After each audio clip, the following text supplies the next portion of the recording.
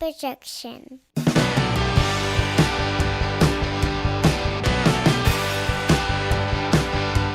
It's Friday morning, and you know what that means. It's time for another episode of the Alabama Slam Podcast. I'm your host, Corey Hanna. What's up, guys? This is Patrick Akers. And let's get into it, man. It's a little hard to follow up a week where you had a major pay-per-view and then turn around 3 days later and do Blood and Guts. So, you know, there'll be a little bit of a lull here probably this week. But then turn around and we've got Fyter Fest next week, which are usually pretty good shows. So, you know, not a lot to cover this week. The big news, it looks like all signs are pointing toward the actual release of Sasha Banks and Naomi from WWE. There's been a lot of speculation, but it kind of looks like that's where it is now. Yeah, it looks like it seems from the reports that have come out recently that they have been removed from the internal roster, which they were already removed from the website, but now internally they've been removed, if reports are to be believed. So all indication from that point would say that they're probably on their way out, and there'll be an official statement here at some point. The Sasha Banks thing I'm not surprised with, just because it seems like she was probably on the outs for a while now. The Naomi thing is surprising, just because she is married to one of the Usos, who are cousins of Roman Reigns, who's the guy in WWE right now. So that one's a little surprising. But this is probably for the best for probably both of them. And you would have to imagine at least Sasha gets a phone call from Tony Khan for AEW. For sure. I would probably venture to guess I would put one into Naomi as well if she's still invested in wrestling. That women's division, AEW, needs kind of as much help as it can get. Yeah. And, I mean, you're looking at two certified stars who have been now public personas here in American wrestling for a while now. I mean, Naomi has been with that company for probably close to 10 years, I would say, because she was around even before the women's revolution started. And then, of course, Sasha Banks is one of the premier stars of women's wrestling here in America. So if they want to continue wrestling and if they make AEW their home, that'll be two big gets for AEW for sure. Yeah. And we've mentioned a bunch that on this podcast that, you know, that women's division definitely needs some sort of spark. So maybe it'll happen sooner than later.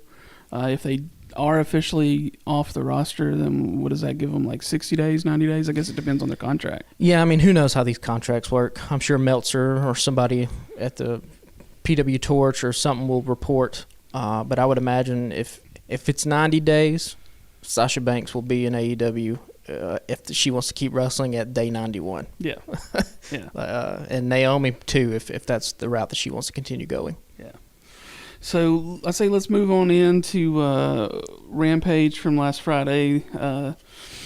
Probably the only thing that was major that came out of that show was the Royal Rampage match in which Brody King was victorious for a shot at the AEW interim title, which is a little weird now, too, considering I read today that it looks like Punk's not going to be out for that much longer. So, yeah, and it's also weird in retrospect seeing how that match went down last night on Dynamite, but we'll get there. Yeah. I thought the Royal Rampage was cool, though, with the two rings. It was pretty neat the way it was set up, yeah. There were some really good spots in there. Not really who I would have thought would have won, but, you know, you put a big dude like Brody against somebody like Moxley, and you can have a pretty good match. So, and he's probably the one member of House of Black that would need something like that, right? I mean, Malachi has had that. He had the program with Cody Rhodes. He's a made guy. Just his character work alone, his promos, he can get himself over. Buddy Matthews, we've talked about on this podcast what kind of fans we are of him. Yeah. Just his ability inside the ring. I mean, you're talking about a top 10 talent inside that ring with not only his physique and his physicality, but his quickness, his movement patterns, the things he can pull off between the ropes. So he's a made guy. Brody King has always been that guy that's just kind of he's the enforcer of the group, right? But he doesn't really have anything else outside of that. So for him to win it was a good call. Now, like I said, we'll get into the kind of befuddling nature of Dynamite's main event. But I will say for that Royal Rampage, I don't know if I've ever seen a spot where someone has been choked out over the top rope and hit. That was fucked up. That was a badass look, and it's something that you can play on all these promo packages, right? Like that's a big thing too when you're trying to build a star. Is that like, what are the images in these packages that we put to show who this person is? And I mean, man, kudos to Darby too. I mean, we've praised Darby over and over on this podcast for just how awesome he is. But that choke unconscious hitting the floor was a sick ass spot for sure. Yeah, that one. I mean, that was a good way to end it. And I hopefully we get this going forward. I like this blood and guts followed up by this Royal Rampage that has some implications to it. Now, is it always going to be an implication for an AEW title spot? Like, who knows what that is? But if that'll be the case. But I'm digging the 2 rings Royal Rampage followed up by blood and guts. That's a cool little thing they need to keep going. Yeah. So I say let's get on into Dynamite and keep this thing moving. One thing I do want to talk about was there were several mentions last night of rankings and wins versus losses.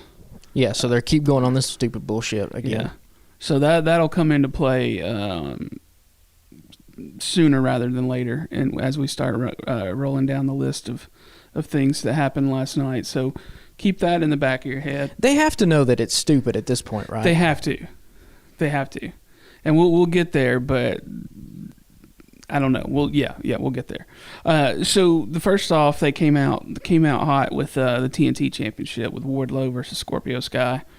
Went the way that I hoped it would. You know, you mentioned last week that they might keep it on Scorpio because it was a street fight, but there didn't seem to be much of that happening last night. He did get the low blow, kick to the nuts on Wardlow pretty early. Wardlow stumbled around for a few minutes with that, but then pretty much mopped the floor with him pretty quickly last night. Got a huge pop. Crowd fucking loved it. You know, I think he'll hold the title for a while instead of it bouncing around from person to person every other week.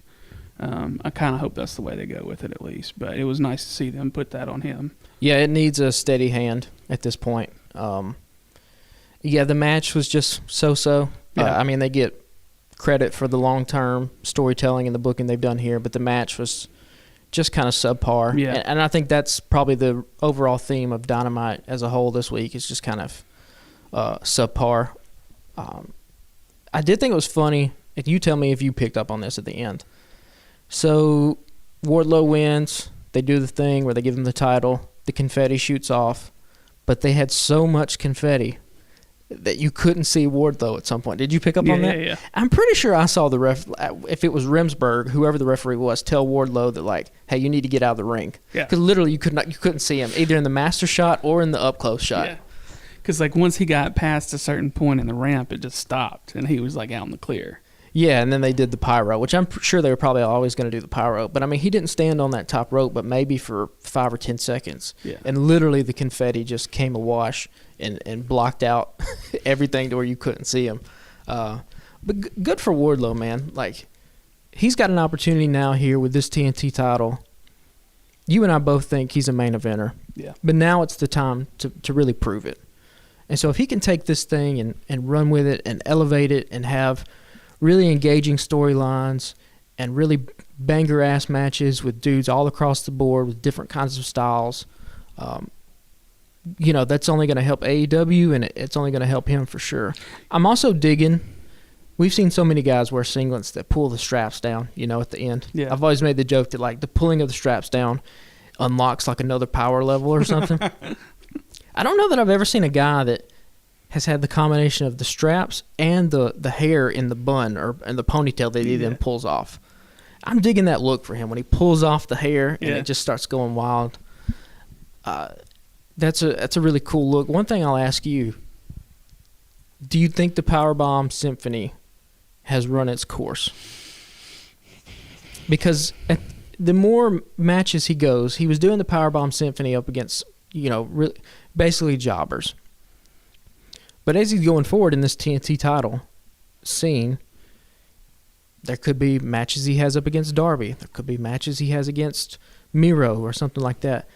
Is the Powerbomb Symphony hitting it over and over and over, is it kind of anticlimactic? I don't know that it has lost any of its luster yet.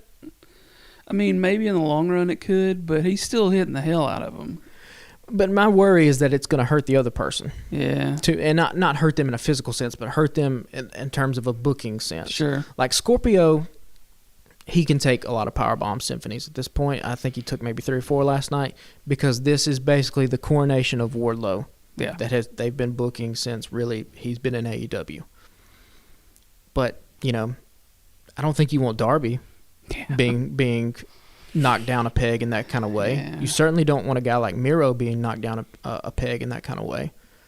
So, I like the Swanton. I like the Swanton going into the Powerbomb. We've seen guys, Shawn Michaels would hit the elbow and then hit the sweet chin music. So that's a nice little addition to his game. I thought that was cool yesterday too, because somebody had released an article. I don't remember who. There was probably a couple places that said, the headline was Wardlow wanted to be Jeff Hardy when he grows up, or when he grew up. And then I texted you and was like, dude, did you see that? And then a lot of height on that Swanton too. Yeah. To be that big of a guy. And you mentioned you thought that he had probably done that before, but I can't remember it. I think he's hit it before in AEW, but never in a kind of moment like that. Well, yeah. So yeah, the Swanton is a nice little touch to his moveset, but I don't know. I'm on the fence now about the Powerbomb Symphony. I don't know if we want to end some of these matches on a kind of note where somebody just takes 4, 5, 6 of them. Yeah. Because it is a little bit of a letdown, or it will be a little bit of a letdown, I think, going forward when he gets involved with more guys who are higher up on the card. Yeah. So we'll see. You might be right. He might need to figure something else out. I mean, it was real satisfying to see MJF take 8 or 9 of them. Or and there's things like that where you can pull it out, right? Where you can pull it out on an MJF thing where there's a lot of hatred there. Yeah. Where you can pull it off on Scorpio Sky, because like we said, this is basically Wardlow's coronation moving up into the card. But we'll see if we want to continue that trend with some of these other guys that are on the roster, because I think there's a lot of really cool matchups he can have. Darby, Miro, Malachi, you go across the board, different styles. Ray Phoenix. I would love to see a Wardlow and Ray Phoenix match. Yeah. But do you want Ray Phoenix to take 5, 6, 7 of them? You need to protect these characters at some point from a booking sense. You might kill him. Yeah. Well, speaking of Jeff Hardy, let's get into the next segment, which was the Christian Cage and Luchasaurus promo. And then Matt Hardy came out and interrupted them. And then savage-ass Christian Cage just went clean in on Jeff Hardy. It's funny because so we don't talk about WWE here a lot on this podcast, but I don't think you and I we don't watch it consistently enough, but we've been keeping up with it, and I've been keeping up with the Edge Judgment Day storyline or whatever. And obviously Edge and Christian, they're one of the most legendary tag teams of the past 20-something years, the TLC matches, all that. But to see an Edge promo where he kicks off Raw and it takes 20 minutes and kind of goes nowhere, versus watching Christian get 3 minutes and just get all this levels of heat from the crowd and just be so efficient in what he's doing, is a real joy to watch for me. And this, again, we've said this before, these are the perfect types of ways to use these veteran talents. When Jungle Boy comes back, when his music hits and he comes running down the ramp, whatever arena they're at in America, that place is going to go fucking apeshit. Yeah. And it's because of the table that Christian has set up now in this promo. He's basically carrying this feud while Jungle Boy's away with an injury. Yeah. And you have the added element of now you've got this Luchasaurus thing, which I'm not sold on the name at all. If you want to keep the mask with the horns, fine, okay, whatever. The dude needs a different name, but that's neither here nor there. I think we just need to appreciate Christian and what he's doing right now on the mic. The black turtlenecks. Yeah, I've been like holding in and like trying to keep from cracking the smile over here. But why is it that when the heels turn like that, they dress like assholes with turtlenecks and fucking loafers and because it just immediately makes people hate them, right? Especially wrestling fans, which wrestling fans is, it's not a pejorative to say this or derogatory in any kind of sense of the word, but like they're a working class fan base. You know, it's blue collar guys. That's my family growing up. The reason I watch wrestling is because all my family watched wrestling. All my family were working class guys. And so when you see a dude in a nice jacket, in a turtleneck, and you already know that you're supposed to boo him, it just gives, like you said, a nice little touch of asshole on his character there. My favorite line, though, from that whole segment was when Matt Hardy said, "You're the Michael Jordan of being an asshole." Yeah.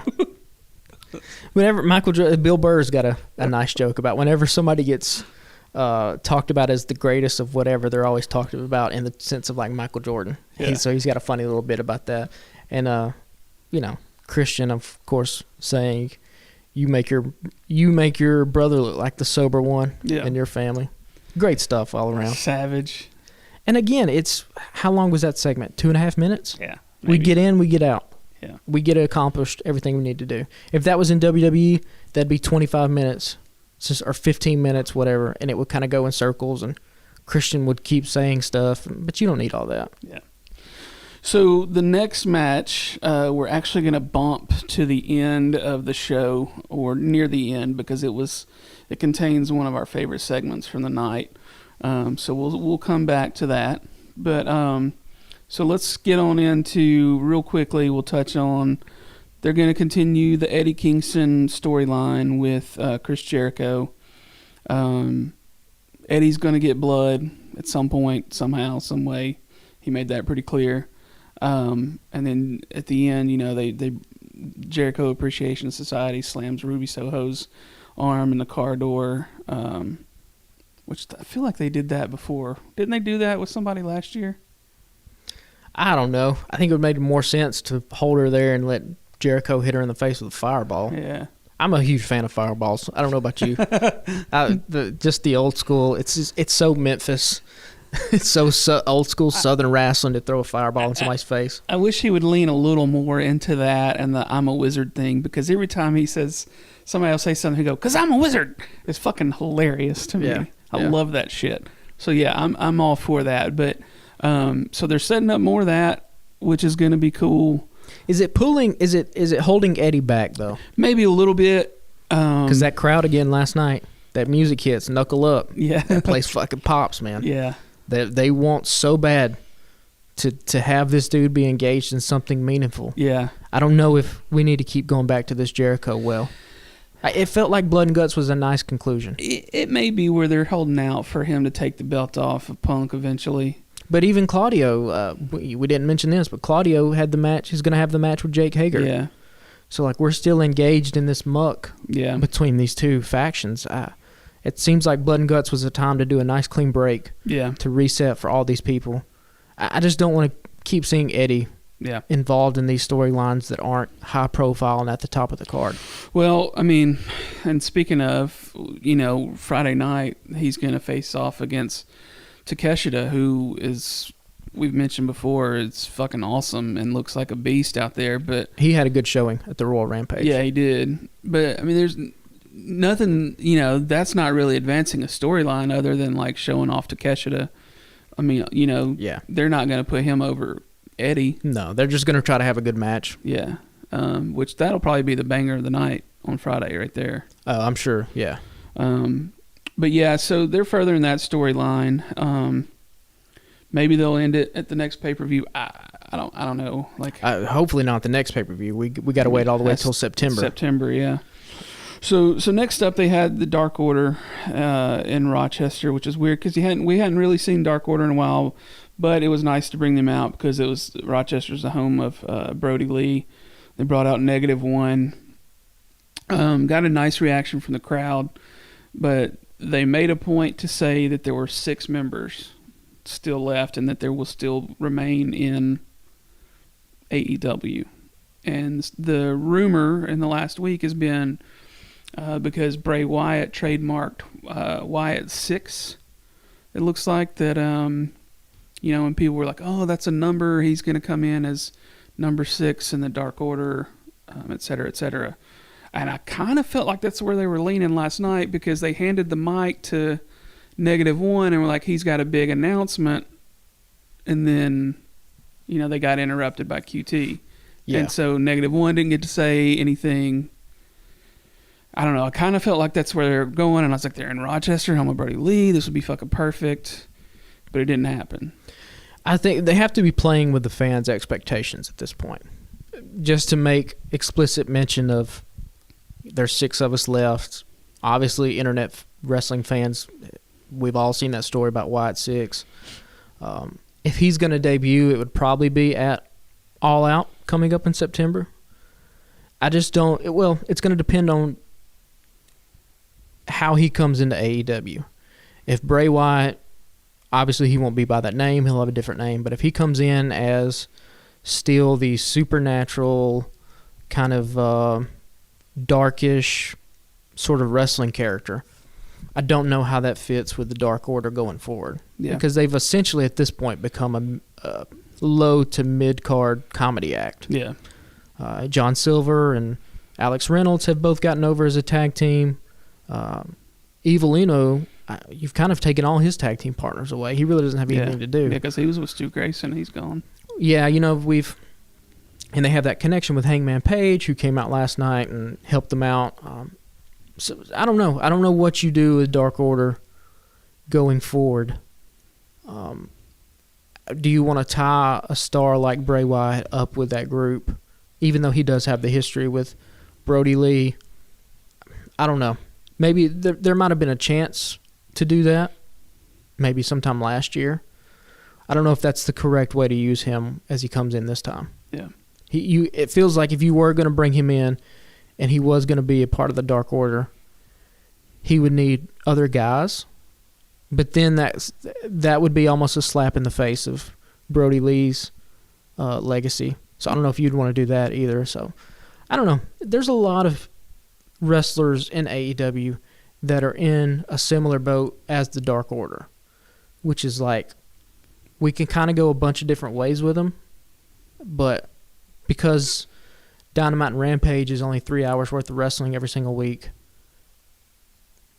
that time is kind of better spent with other stars, right? You want to get your Moxleys in, you want to get your Malachi Blacks in, you want to get FTR, Swerve, Keith Lee, all these other guys kind of take up so much real estate. And so people like the Dark Order kind of fall by the wayside. But it was nice to see him in Rochester. The segment's fine. I don't have a problem with it. Bringing -1 out, and, you know, kudos to QT for constantly being the funny man in the group. It was nice, too, that they showed, because we don't watch Dark either. Yeah. So, like, seeing the stuff, the shenanigans that they've been involved with QT getting his pants pulled down and stuff, I mean, that's just like, that's old school classic comedic wrestling right there at 101. So people like to shit on QT. He also has a lot of backstage roles too. Yeah. So, and he's a good in-ring talent.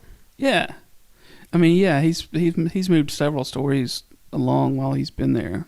And I know he plays a big role backstage and training and all that stuff too. So, you know, but it was kind of funny, like you said, to see some of the stuff from Dark where they had -1 involved. I knew he had been involved in some things in some of the Dark matches and stuff like that. So, and he, you know, at the very end there said, "I'll see you when I'm 19." Yeah. So we'll see what shakes out there. But I mean, if he's got a quarter of his father's talent, he'll be in good shape for sure.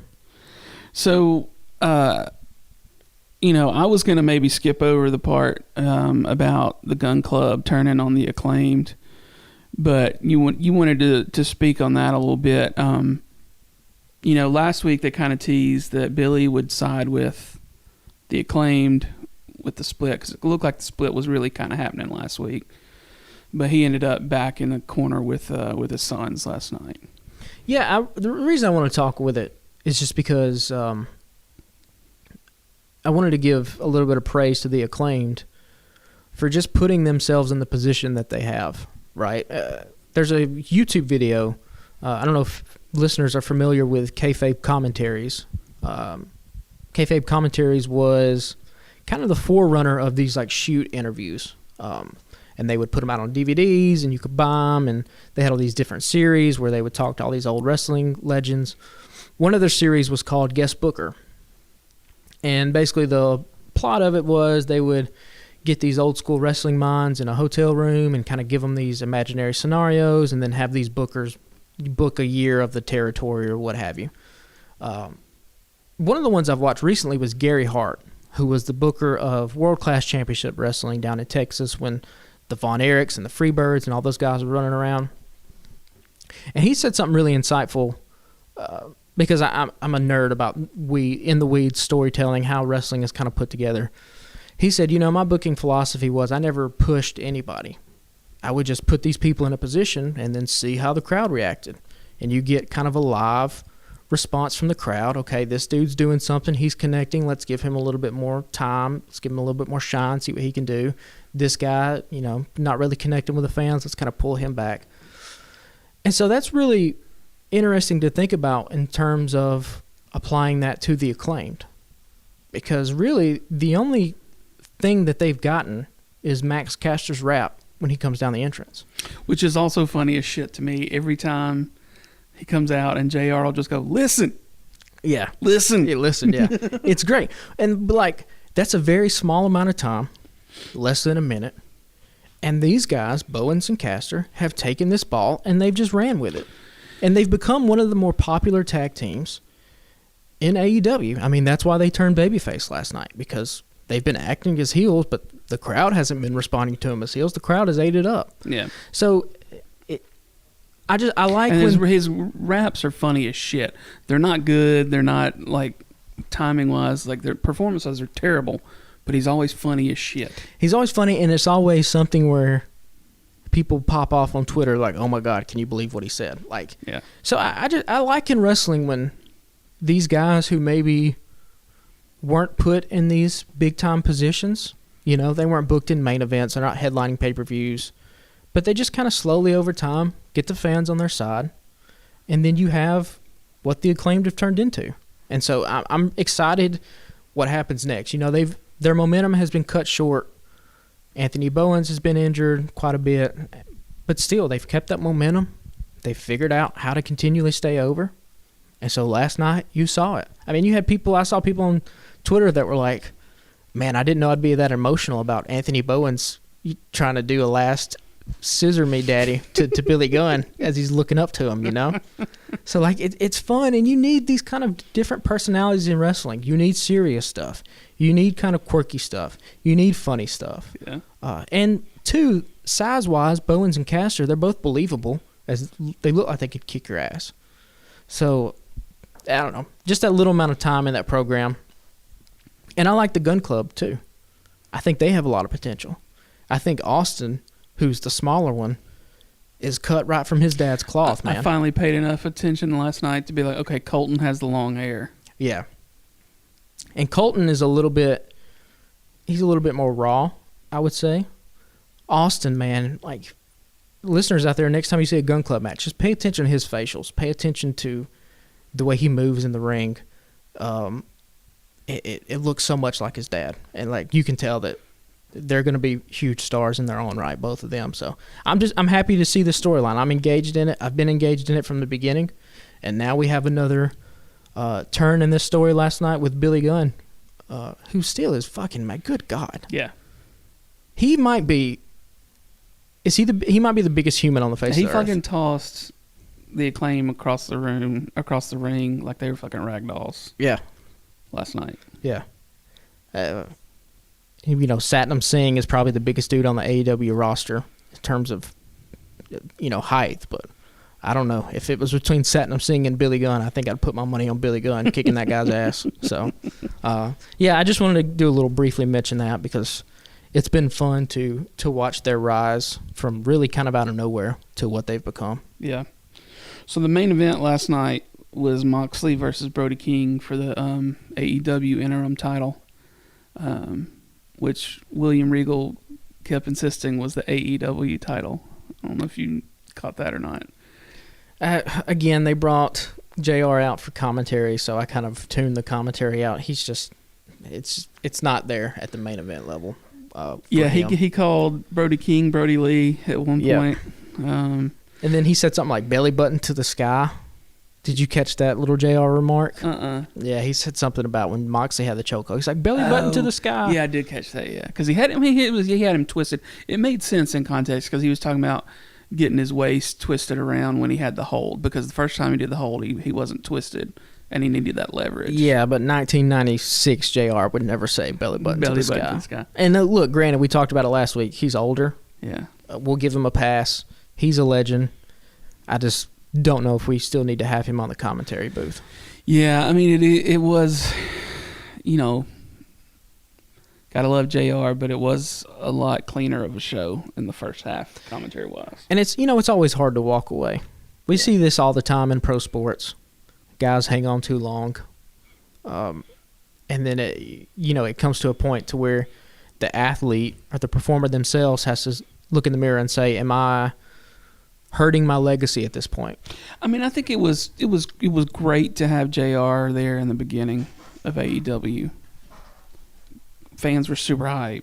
JR and Tony gonna come in and do this together. It's gonna be awesome. They brought a sense of legitimacy to it for sure. Yeah, but it's kind of hard to Excalibur is fucking good, especially when you pair him with Taz. Yeah. Taz has been in this role now. I mean, Taz, you can make an argument that the best time in SmackDown was sort of that mid-2000s reign of SmackDown when I think Paul Heyman was the head writer. And who was there in the commentary booth? It was Taz. Yeah. So yeah, I mean, getting back to the match, about what we expected out of it, just beating the ever-loving hell out of each other for about 20 minutes.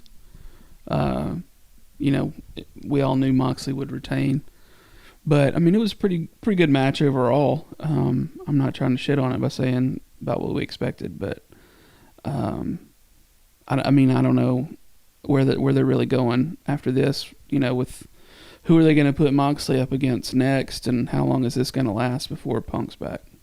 Yeah, and I mean, you tell me if you agree or disagree with this, but it felt like last night we were just kind of spinning our wheels. Yeah. We really didn't accomplish anything outside of Wardlow's title run, title win that we all knew was going to come. Really nothing got advanced. Nothing got advanced for the women because you have Thunder Rosa and Toni Storm tied up together now. Nothing really happened in this Moxley-Brody King match. It just kind of ended. There was no chicanery. Nobody came out. Yeah. So, I don't know. What was kind of the point of all this? Now, granted, you're doing a live show every single week, 52 weeks out of the year.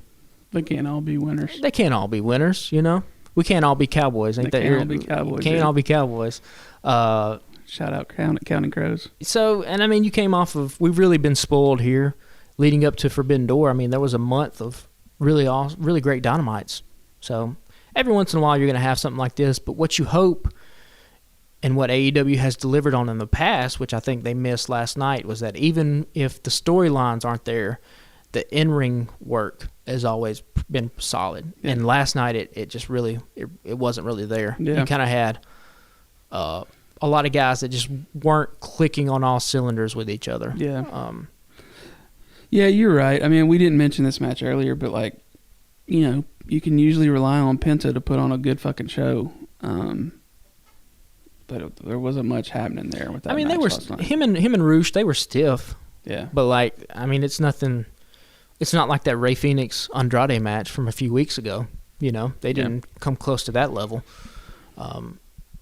So like I said, they have a lot of injuries right now. Bryan Danielson's out. Punk obviously out. Kyle O'Reilly, Jungle Boy. MJF is not on the show. You got a lot of big names. Did you say Adam Cole? Adam Cole's hurt. Yep, even forgot about him. So, there's a lot of these guys that are just off TV right now. And I didn't realize, I did read this morning that Danielson is a concussion.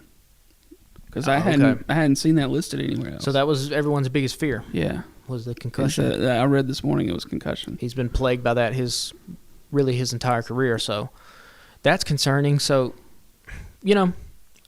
we'll see what happens. I thought maybe the Brody King stuff would have set up a Jon Moxley Malachi Black feud. And even last night, they ran a promo pre-tape segment kind of in the middle of the show where really Malachi Black took up the brunt of the promo work, where he was talking about how he'd envy John for what he's about to experience and all this stuff. So I thought maybe Malachi would have come out at the end or something, but we really didn't get anything. So I don't know. Yeah, they were also short for time, so it makes you wonder if they had something planned and they just had Well, that's another fucking thing. It's like, let's get this shit under control. I didn't even see the end of the match. Yeah. Well, on my DVR, I had to go find it on social media because we've now had Dynamite for 3 years and we can't time out a show properly. So, yeah. So let's get on to our favorite part of the evening, which was after the Keith Lee and Swerve versus the Butcher and the Blade. Ricky Starks and Powerhouse Hobbs come out and just start yelling at Keith Lee and Swerve. What you said earlier was probably the best 45 seconds of the entire show. It's that little 45 seconds. If you want to distill down everything that I love about when a pro wrestler gets on the mic and like the style of promos that I like, it's that 45 seconds of Ricky Starks. Yeah. And which Powerhouse set him up pretty nicely because we called him a trick-ass bitch. Yeah. But like Ricky said, there's levels to this. And right now, I mean, I'd put MJF, I'd put Jon Moxley, Punk. Ricky's up in there in that level on that mic work. I mean, every time he gets a mic, like I just find myself busting out laughing just because his turns of phrases, his charisma, the way he carries himself. And then last night when he just gave that Ric Flair type of intensity where he's about to rip off the shirt and he's like, I'll beat your ass right now. And then he starts running back up the ramp. Like, everything about it is just great. And going back to the point that I was trying to make about the Acclaimed is like, Ricky had 45 seconds. Yeah. And here you and I are. Make it work. That are talking about that 45 seconds is the best thing that happened on the show. Yeah. And like, we're not the only ones that said that. And now with all these guys hurt, this is the time to let guys like Ricky Starks really be put in a position to see what they can do. I think Ricky's a main event level talent. Yeah. His music is fucking great. His walkout music. His presentation when he gets to the ring and his poses and the face pose is great. It's good. He's one of those that they brought in during the open challenge when Cody was. I mean, props to Cody, man, because Cody issued the open challenge when he was TNT champ, and they brought in fucking Tony, and they brought in Eddie Kingston. Yeah, and you can see in Ricky Starks. Tony Stark. It's been a long day. Yeah, Ricky Starks. You can see in Ricky just his comfort level increasing each and every single week. He's been, for a long time, the third man or the fourth man on the Rampage broadcast booth. Yeah. So, like, they see something in Ricky Starks. They have so many of these guys who they just kind of let simmer for, I think, maybe too long. Yeah. When it's really time to pull the trigger on a lot of these guys. I'll beat your ass. I'll beat your ass. I mean, I've watched that. I watched that I think about 20 times. I just rewound it, watched it, rewound it, watched it. It's great, man. It gives me, like I said, that Flair level of intent. That's what was always great about those Flair promos. Yeah. He gets pissed off. He takes the jacket off. He takes off the shoes. He throws the shoes. He rips off the watch. He drops the elbow on his fucking $5,000 suit jacket, and he's got the hair going and his voice is cracking, and it's that believability factor, right? Like, that's what a wrestler always really needs, is that you need to believe that, one, he's not playing a character, that's who he really is. Yeah. And then, two, that he believes everything he says. Yeah. Which, that believability factor, that segment immediately took a downturn whenever the Young Bucks came out. Yeah. Now, I'm a huge Young Bucks fan, but their strength is not in their mic work. And you could see when they got on the mic, if you watch that segment again, the difference between what Ricky's doing on the mic in what Matt and Nick Jackson are doing on the mic. Yeah, they had a couple of lines that were pretty good, but like you go from that level of intensity, it's not delivered with any conviction, and that's the problem. And they're just walking out strutting and like, oh well, we made this company. Okay, touche, good line. He's like, you sit at the table, but we fucking create whatever they said, Good, cool. Also good line, but like there was no conviction with it, right? Coming off of, I'll beat your ass. Yeah. And you untucking his shirt, just the whole thing, like you said. It's the levels, man. The fucking shoes are flying. The shoes are flying. Yeah. You get that from him, and that's what all the greats have always had. Even guys like The Rock, right, who give these catchphrases. You always felt like that's who he is. He's just a quick-witted smartass. You always felt that way with Stone Cold. Like, Stone Cold's doing the catchphrases and all this stuff, but his work on the mic, he's a beer-drinking redneck who'll kick your ass. Like, you just believe that that's what he is. And I think that's the next level that a lot of guys struggle with. Yeah. Is a lot of dudes are super talented in the ring and can do all the moves, but they can't sell you on their character and they can't talk you into the building. And I think Ricky Starks has all of that. He's drawn comparisons to The Rock a lot of times for his look and his natural charisma. If you look on his Twitter, he calls himself the Stroke Daddy, which is just it's fucking great. And I love also Powerhouse Hobbs' shirt, I Break Backs. Yeah. Also great. Like if you know what that means and like the context of it, it's fucking hilarious. I feel like he was on the verge of losing his shit through the whole thing too. Yeah, because you can't help but do that. Like when you're watching that dude be that animated, he was like, he looked like he was excited for his boy, but he also looked like he was fixing to just fall apart laughing. And he would, you could just hear him yell, going, "Tell him." Yep. Just off to, but he was like cracking that big ass smile, and you're like, he's about to break. He's about to have to turn around and like hold his mouth off camera. It was the best 45 seconds of the whole show. Yeah, by far. Nothing even came close to it. So the Bucks come out. They're saying, y'all are talking about y'all are the best, but we've got the belts. So they're setting up this 3-way match. Going back to these rankings, clearly overlooking the fact that FTR is the number one, like, behind the Bucks. And, they had made all these mentions about rankings and wins matter, and 15 seconds after this thing goes to commercial, FTR tweets, "Did anybody show this to Tony?" or some shit like that, do these matter? And then that's clearly a thing they're doing, is just dodging FTR so that they can set this up for All Out in September. Yeah, and here, but they've got they've something like sooner. I mean, we still got almost all of July at this point. We got July and August, yeah. So sometime at the end of July, they got to be like, they got to start talking about FTR, surely. Yeah. I wouldn't, obviously whoever is going to be the world champ at that point, you would want them to main event the all-out pay-per-view just because you want to protect that championship. But if FTR and the Young Bucks have a match for literally all the gold, which is basically all the tag team championships in North America plus Japan, that's the main event. That'll be the match that people will talk about. That'll be the one that feels the biggest. And that has to be where they're going with this, because you even heard when the FTR chants broke out, the Young Bucks are just like, we're better than them, and you know it, but they didn't sound like they believed it, because it's not the case, right? And like we talked about a few weeks ago, I don't think this was the original plan. I think the plan was to have the Hardys win the championship, and then of course all hell broke loose with Jeff and his actions that he did. So this is somewhat of an audible, I would say. They were going to get around to Young Bucks and FTR again at some point.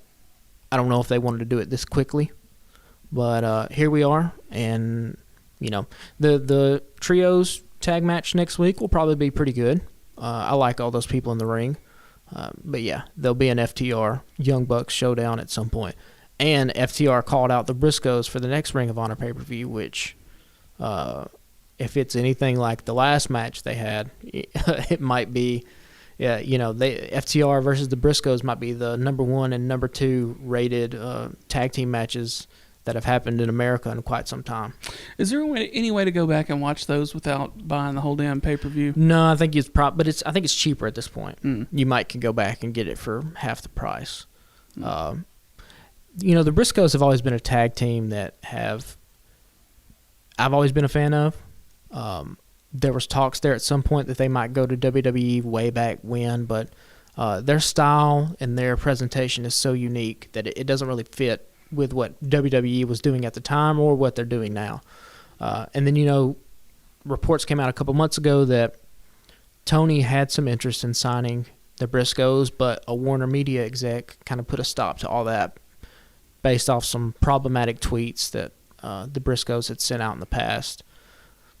Maybe Tony has convinced the anonymous executive to let the Briscoes be on TV. It's kind of unique timing because the Briscoes were in Impact. They won the Impact titles and just kind of immediately dropped them, so they're no longer the Impact champs right now.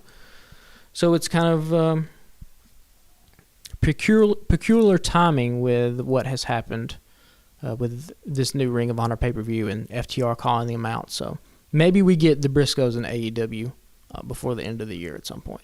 And if they do, you would have to then make the case that this AEW tag team division is really one of the best tag team divisions of all time. Because WWE has never really put an emphasis on tag team wrestling. Vince has always used tag team wrestling to then break off somebody and make them a single star. Shawn Michaels being an example, but there's tons of others. AEW is about tag team wrestling. FTR, Dax, and Cash have said they have no plans ever on breaking up. So tag team wrestling has been a big deal in other parts of the world. It's never really been that big of a deal here in North America. Yeah. But, this division is on fire right now with all the teams they have. Yeah, it's hard to beat. Like, we were talking about rankings earlier. In the top 5, you've got FTR, Swerve and Our Glory, Butcher and Blade are top 5 now. Blade's fucking ripped, and Butcher lost a bunch of weight, got injured last year, lost a bunch of weight, muscled up, and then I think even Silver and Reynolds are like number 5, maybe. I think Butcher and Blade are number 4. You got the Acclaimed, you got Gun Club. Yeah, fucking Best Friends are still out there. Best Friends, yep. It's a pretty heavy division. Just having FTR and the Young Bucks there is the top 2. Yeah. 2 of the most. The Young Bucks are one of the best tag teams in modern wrestling history, and just the amount of influence and impact that they've had on wrestling here in the country. And then you talk about FTR, their time alone in NXT as the Revival going up against Alpha Academy. Those are some of the best tag team matches that we've seen in a while, and they've only continued that trend over here in AEW. So it's cool. It reminds me a lot of late 80s, early 90s WCW wrestling, when you had Midnight Express and you had the Rock and Roll Express. And Rock and Roll Express and Midnight Express were 2 of the biggest acts in wrestling at the time, not just tag team, but what WCW had going. They were 2 of the biggest draws. So it's fun to see. I love a good tag team match when it's done well. Yeah. Well, this is not something we have done in the past, and we just kind of talked about it yesterday, but maybe doing something a little different near the end of the show, doing a top 5 list. And you mentioned maybe let's just come out with the top 5 all-time wrestlers. Yeah, so you give me your top 5 of all time before I... So I put a little thought into it last night, and then I've probably kind of wavered on it some today, so this may be a little sketch because I didn't actually write it down. So I may be making some changes as we go. But number 1, I'm going Stone Cold. Only because I missed his heyday.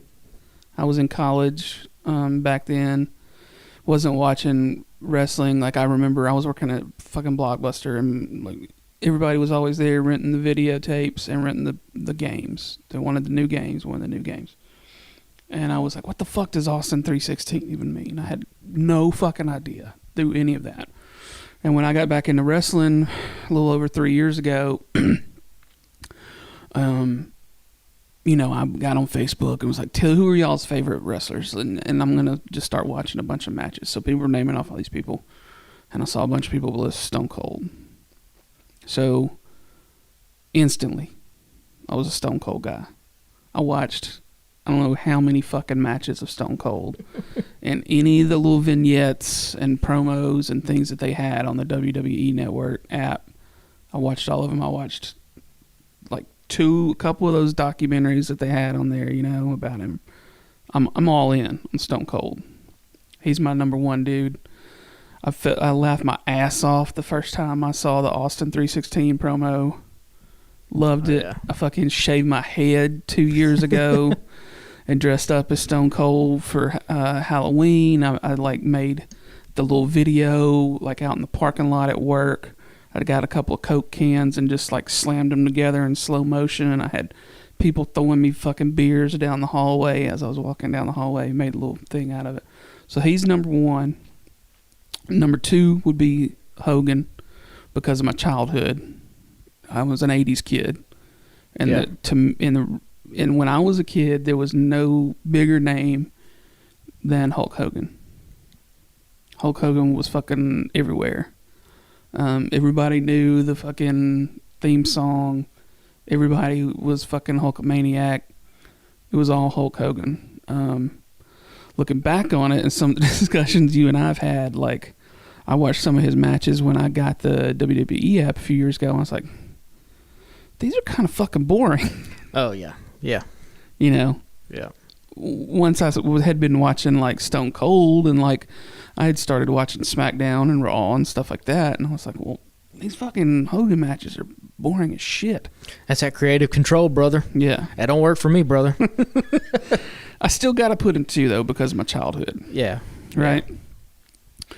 So then 3 would probably be The Rock, because for the same reason that I would go Stone Cold number 1 was the presentation, the fucking attitude, the fucking all of it. He was the package. He could cut the shit out of a promo. He was great in the fucking ring. Just his presence and everything about him. And some of those matches between him and Stone Cold are still fucking bangers. Number 4, all time. This one's going to be tough.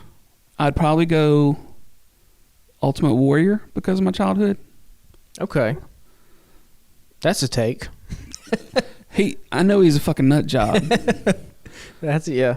So I don't claim, this has got nothing to do with anything that I've learned about him in the last 3 years. Yeah. But he was cool as shit when I was a kid. Yeah, I mean, you go back and watch those things on Peacock. There's a lot of little Ultimate Warrior fans out there. I mean, he was cool as shit when I was a kid. And I even saw his Funko Pop at a local store not too long ago because, like, it's worth a fuck ton of money now, and so it's always put up behind a case if you ever find one in a store. But, like, I was like, that still looks fucking cool, man. Like, his face paint, his fucking, the strips on his arms, cool as shit. Yeah. Just fucking grabbing those ropes and fucking slinging them. I loved it. I loved him just fucking hauling ass down on the ring. Everything about the Ultimate Warrior was fucking great. Do I go back and watch any of his matches? No. I just say he's number 4 because of, like, my childhood shit. Yeah. And number 5, probably, I've been trying to come up with, like, somebody new and, like, my top guy now or girl. And it's hard to pick, man, because the first couple years that I was watching wrestling when I started back was, like, I was real into Becky Lynch because she was doing her run as the man. Yeah. And that was pretty fucking killer. Like, it was a great run. So she's in the running. I don't know. It's got to be probably between her or, like, probably Moxley. I really like Moxley. I mean, I don't know who I would put over Moxley in that spot. Yeah. So it's probably a tie between Becky Lynch and Mox. And so your greatest of all time kind of ties into like your favorites. They're of my all time. favorites, Okay. more so than greatest, because I'm not a historian or like, I'm not a student of the game. Right. Like when I was into it as a kid, but into it as a kid meant I watched it when it was on TV, because the most I might get was like maybe picking up a magazine every once in a while, because there was no internet. And, right. And I've only been back into it a few years. So like, this is all mostly on nostalgia and like the shit that I leaned heavy into when I tried to become a student of the game a few years ago. It's just looking back at people like Stone Cold and The Rock, it's hard to top that kind of. Right. I mean, those are two of the biggest names that wrestling's ever created. So I mean, I would say Flair probably, but like Flair is like, I've loved watching some of his promos and stuff, and some of his matches are great. But I watched a bunch of his matches. I'm like, well, this was fine, but like he was pretty out of shape a lot of times, and yeah. If I'm sure had I grown up watching that, right, it would have been different. It would have been a lot fucking different. Yeah. So I'd probably go with that. I was real into Becky Lynch and her run. That was fun to watch. And then I just can't name anybody. I mean, I'm a big Orange Cassidy fan, but like, I don't necessarily want to put him in my top 5. Right. Yeah. So I think you got to make, at least for me, whenever this topic comes up, I kind of make 3 different distinctions. I think you can have your favorite wrestlers of all time. I think you can have the best in-ring wrestlers of all time. In that category, you would find guys like Shawn Michaels, Bryan Danielson, Bret Hart. They would all. I mean, those are probably top 3 I would consider greatest in-ring talents of all time. But if you're talking about like a Mount Rushmore type, these are the GOATs. I think you have to factor in a lot of different things. You have to factor in their widespread appeal to not only hardcore wrestling fans, but just pop culture fans in general. People know who Hogan and that kind of stuff is. So I think there's only really 5 guys that you can kind of consider the greatest of all time. And I think you can make positive and negative cases for each one of those to be number 1. So kind of in no particular order, Ric Flair, to me, is up there. Yeah. And me personally, I would consider that. Flair being because he was the guy at a time when the champion had to have a lot of different commitments and travel all the time. I mean, that dude was on the road constantly. Yeah. And if you look at just his influence that he had on wrestling and wrestling promos after him, right? A lot of people ripped a lot of stuff off from him. Well, we mentioned Ricky Starks. We mentioned Ricky Starks, and everybody knows, limousine riding, jet flying, kiss stealing, wheeling dealing, you can the quotes, the cliches from Flair. I mean, you can just keep going, right? The negative case for Flair, like you said, he got some really great matches in there. Flair versus Steamboat, I think 89 Chi-Town Rumble. I mean, chef's kiss. That shit's awesome. A lot of his matches kind of feel the same, right? And it's because he was traveling around all these different territories, and a lot of the guys he was wrestling was not on his level. And so, like, you got to do the little thing where you get tossed over the top rope, you go down, you get thrown off the top, you go down to your knees, you beg, you do all that stuff, right? But it's all classic Flair. But for me, he would be my number 1 overall. But you could definitely make a case that there's somebody else ahead of him. Stone Cold is another guy that's on that Mount Rushmore. The positives for him, obviously, you don't need to say a lot about what the positives are. Stone Cold, I've said on this podcast, he's not just. To me, I don't think he's just the most popular wrestling character of all time. He's one of the most popular television characters in general of the 90s in America. Yeah. I think if you look at where Stone Cold's rise came to be and where the American culture was at with the rise of cable television, what they could get away with, you have South Park that debuted in the 90s. And, I mean, Stone Cold is up there. And you can, even people who don't watch wrestling or have maybe only taken it in just on the peripheral. They know who Stone Cold is. Yeah. They know Stunners. They know Austin 316. Like, they just know that kind of stuff. The negative... I will say, too, and I mentioned it last week, Stunner is, like, probably my number one fucking favorite move of all time. It's great. And, I mean, you can see, like, when people are... When teenagers are playing wrestling, when kids are playing wrestling, what do? They fucking hit each other with a Stunner. Yeah. Right. I mean, it's just... He's great. The negative for Stone Cold is that his run at the top is very, very short-lived. It's shorter than all these other guys I'm going to mention. It's really only from about... I'd say 96 to 2002, maybe. Talking about only 5 years, and really he's in and out at that point. So out of all the guys we're going to mention, his run at the top was very short. So if you want if stuff like longevity weighs heavily on your criteria for who the greatest of all time is, that's a knock against Stone Cold. The Rock is up there for sure. Yeah. For a lot of the same reasons we talked about Stone Cold. He's by far the most commercially successful crossover that wrestling has ever produced.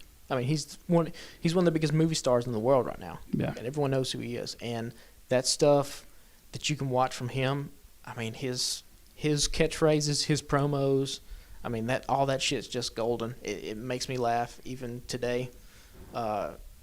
It's just great stuff to watch. The knock on him, I think, is a similar kind of knock to Flair, I would say, in that some of the in-ring matches kind of haven't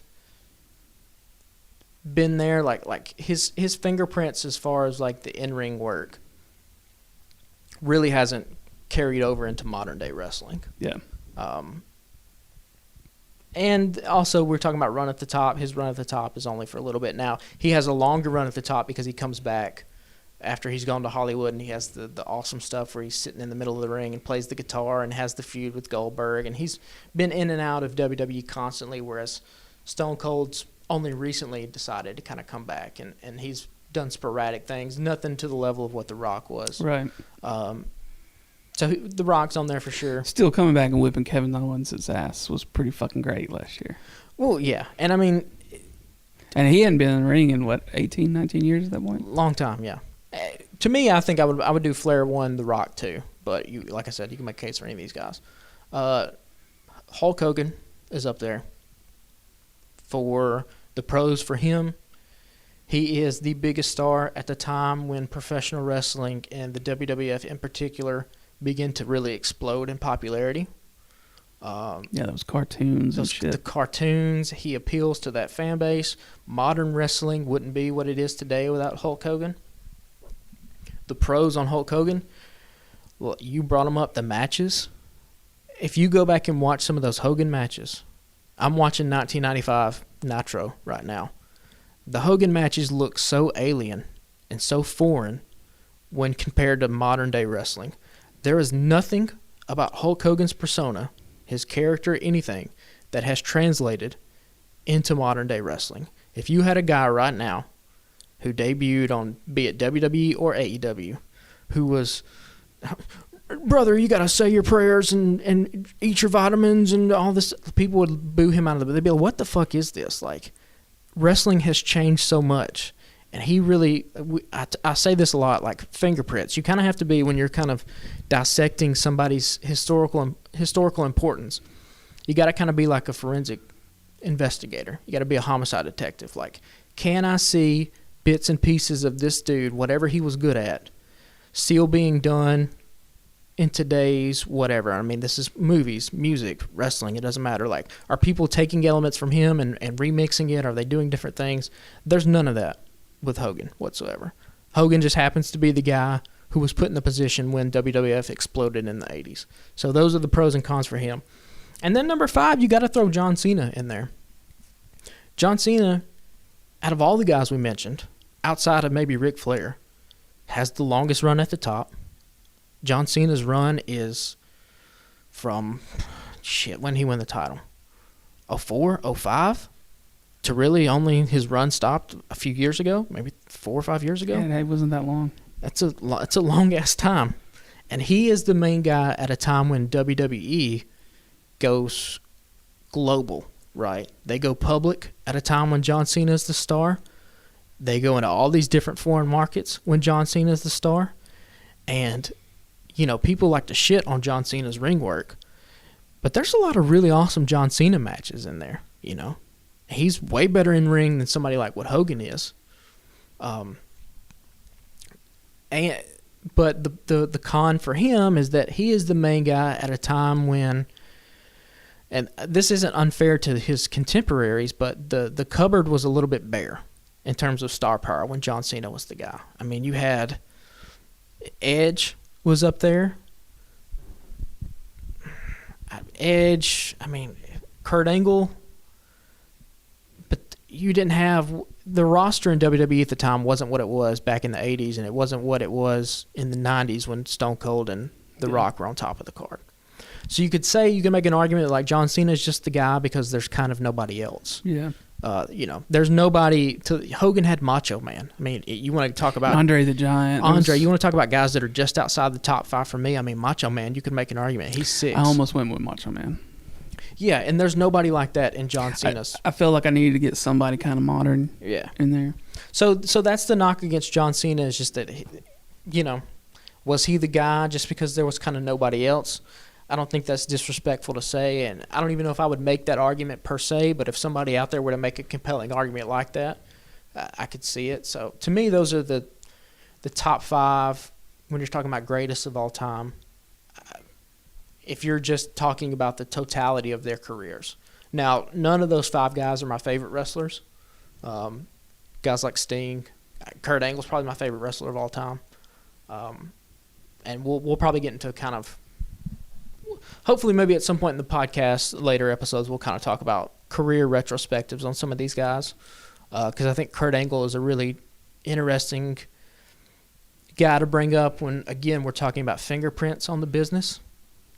You see Kurt Angle, he's in Bryan Danielson's work. He's in Kenny Omega's work. Those Kurt Angle matches still, to this day, like the match he had, WrestleMania 21 against Shawn Michaels. I didn't watch many of his. Kurt Angle's been a guy that I think has been criminally underappreciated.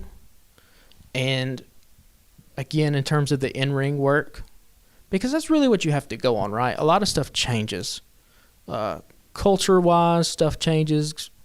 The types of characters that become appealing to generations. That's why somebody like The Undertaker is such a unique character. It's just because he debuts in the 90s as this supernatural guy and really takes that character all the way through to his entire career, and nobody really calls bullshit on it at all. Like, everyone's kind of down with it, that he's this kind of supernatural wizard. So, and I mean, that's just a testament to Mark Calloway and his brilliance and his talent as a professional wrestler. But hopefully we'll kind of talk about some of those guys. But yeah, to me, I think those are the top 5: Flair, Hogan, Cena, Stone Cold, The Rock. But I would love to hear from the listeners out there who they think the top 5 is, and if listeners out there have the same kind of criteria that I do. They could be a lot like you, where they just say, "Hey, I think the greatest of all time." I don't put a lot of emphasis on who was the main guy at the time, because really you can chart American wrestling from the 80s through John Cena as those 5 guys, right? Yeah. Those are the dudes that were on top. Yeah, and I think I've mentioned this before, but when I was a kid, it was all about WWF, and I remember seeing stuff about Ric Flair and hearing about how awesome he was, but I was like, he's not in WWF, then who is he? He's like minor leagues. That's the way I thought. I looked at it because I didn't know any fucking better. Yeah. I was like 7 or whatever. Yeah. But I mean, you can draw a straight parallel from Ric Flair to guys like Conor McGregor, guys like Floyd Mayweather. Like, this idea of like this rich, egotistical guy. And in terms of all those dudes, The Rock, Stone Cold, Hogan, he feels the most modern in a kind of way. Like, I don't necessarily know if Stone Cold debuted today, if that character would still kind of work. Yeah. In terms of the beer drinking, the flipping off. Maybe it still would. I mean, a little bit, I mean, people get behind. Hangman doesn't flip everybody off and doesn't have that fuck you attitude, but, and he hasn't really even leaned into the beer drinking stuff in a while. Yeah. He's kind of gotten away from that a little bit. Yeah. I guess my point of that is, like, you see a lot more Flair in a bunch of different wrestlers today than you see a lot of Stone Cold in a bunch of different wrestlers today. True. So Flair, even though he's at his really rise is from the 80s into kind of the mid-90s. By the time the mid-90s rolls around, WCW, he's kind of not a shell of himself, but he's not what he was in his prime for sure. Will y'all holler at us on Twitter? Yeah, let us know. We're at Alabama Slam Pod. We're also there on Instagram, but it's not as conversational over there. Somebody's going to have some takes on what we said for sure. Just let us know your thoughts on that, and let's get into what's done up real good for this week for you. So, I'm on Audible. I like that service. I love audiobooks. I recently downloaded Matthew McConaughey's memoir, Green Lights, and was listening to it the past couple of days. It's like it's part spoken word. It's like part intensity of like a sermon from like an old school Baptist preacher. There are parts in it, and I'm sure that like if you were to actually read the book, these parts wouldn't feel kind of messed up or like out of place in any way. But like he'll just be going through and reading the book, and then he'll just pause and he'll just drop a bit of wisdom in the middle of it, and he's like, they completely like recorded it at a separate time, which it kind of has the intensity, like I said, of like a preacher. So it's great. If you like Matthew McConaughey and like audiobooks, I mean, this dude he's doing 7 hours of basically just a performance. Oh yeah, he's on one, and the stories he tells are just, I mean, talk about it, just a Southern dude with like some crazy ass stories. Some of his shit in there is just make you roll over on the floor laughing, and so it's great. Green Lights out there is what it's called. I would probably recommend the audiobook. I think it's a much better audiobook experience than it probably would be actually reading it on the page. So gotcha. So my done up real good for this week is Stranger Things. The second half of the season came out Friday, and I'm going to tell this to the world. I was stone cold sober when I started it, right? Right. Got home, turned it on, watched part of the recap, stopped the recap to make my wife watch a TikTok that I had just sent her 30 minutes before that. I was like, did you watch that yet? No. Well, watch that real quick. So I go back, finish the recap. I go back to the main screen, and I see the thumbnails, right? So the thumbnail for episode 8, there were only 2 episodes, so it was 8 and 9. Thumbnail for episode 8 looked like a thing that had happened at the end of the previous part of the season. So I clicked on the thumbnail under that. My dumbass queued up episode 9, sober. And I started drinking when the show came on, right? Yeah. We get into it. My wife goes, hey, why is that happening? I thought they were somewhere else. I was like, shit, I don't know. I was like, it's been a few weeks since we've seen the last episode. It wasn't in the recap. I said, I just don't fucking remember. 20 minutes go by. Well, what about them? Why are they there now? Yeah. I said, baby, I don't know. And then the fucking thing ends, and I was like, okay. So I go to watch the next one, and it was like, wait, there's no more. And I look up, and I could see like the red status bars and the icons. Yeah. And I was like, hey. And I point to her. I was like, remember when you were asking me those questions? I was like, there's episode 8. And at this point, I'm drunk because the fucking episode 9 was like 2.5 hours. Oh, yeah. It's goddamn. And I was through. Fucking War and Peace. Yeah, I was through 2 full glasses of whiskey. Yeah. And I was like, all right, so are we going to watch episode 8? And she's like, well, I'd kind of like to know what we missed. Yeah. So all throughout it, we're looking at each other like, well, that line makes sense now. Yeah. So either way, I still really fucking enjoyed the ending of this season of Stranger Things.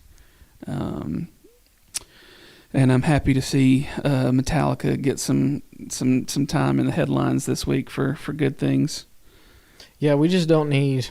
Every fucking episode next year doesn't need to feel like a movie. Yeah, and the Duffer Brothers have already said, hey, we're making this shit shorter next season. Yeah.